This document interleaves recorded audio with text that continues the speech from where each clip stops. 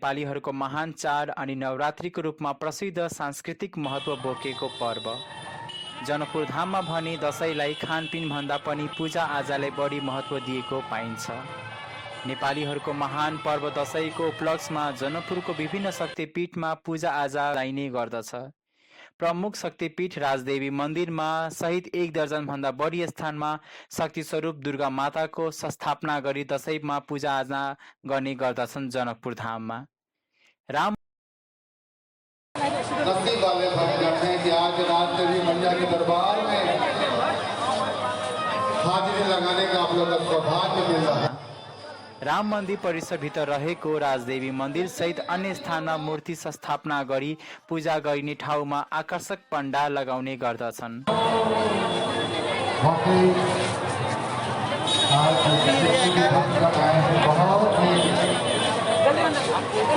मूल पुरोहितले भने मन्दिरमा परम्परागत रूपमा हुने गरिएको पूजाको साथै तान्त्रिक विधि अनुसार समेत पूजा गरे पश्चात माता खुसी र प्रसन्न हुनुहुन्छ।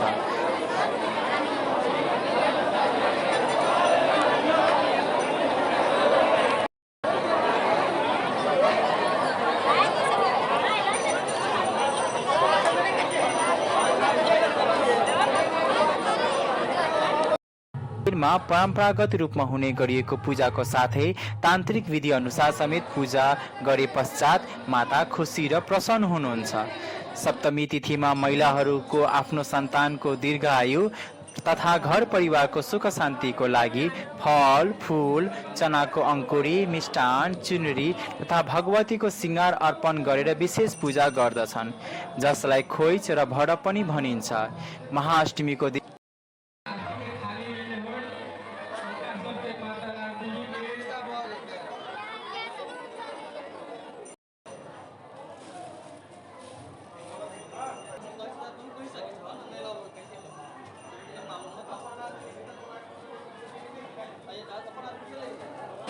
राजदेवी मन्दिरमा मध्याह्नसम्म प्रसाद चढाउने परम्परा रहेको छ।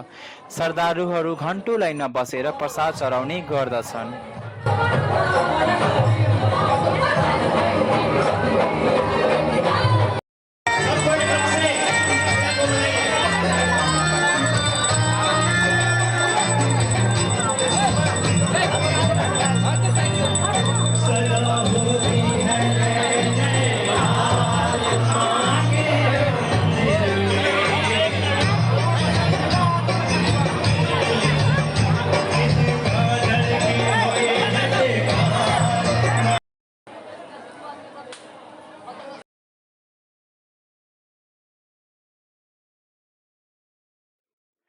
मन्दिरको प्राङ्गणमा विभिन्न ठाउँबाट एक कलाकारलाई बोलाएर प्रस्तुत गरेको रङका कार्यक्रम अत्यन्त मनोहर हुन्छ।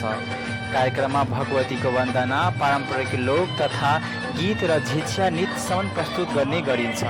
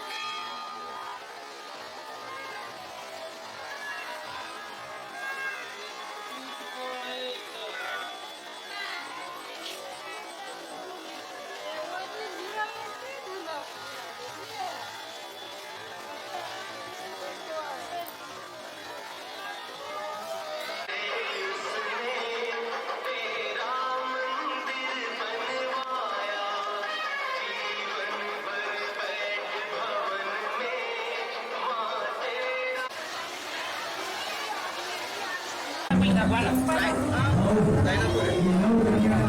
वीडियो का हाँ पीछे में धरा एक मिनट दीदी रुको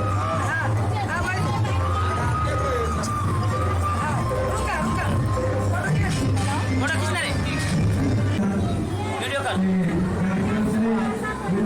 चलो पूरा ऊपर जा रही फोटो